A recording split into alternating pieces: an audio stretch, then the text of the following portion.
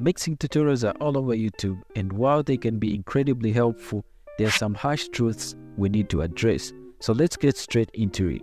Firstly, mixing tutorials are not always right and do not contain the correct information all the time. You might see a tutorial suggesting a specific EQ setting or compression technique, but remember, what works for one track might not work for another. Mixing is highly dependent on the type of song you're working on. It's important to understand the concepts in that tutorial and then apply them to a specific type of song.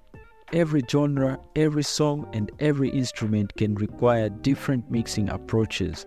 What works for an EDM track might not work for a R&B track. So always tweak your mixing techniques to suit the music you're working on. Secondly, sometimes mixing tutorials come with some hidden agendas.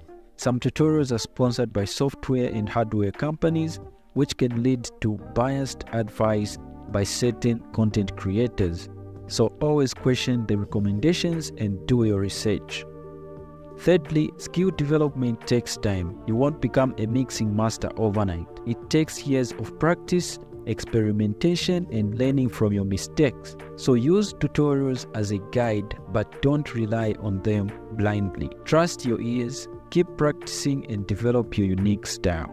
Alright guys, thanks a lot for watching. If you enjoyed this video, don't forget to give it a thumbs up. If you're new to the channel, subscribe, click that post notification bell so that you get notified every single time I upload a brand new video. My name is Che. See you in the next video. Peace.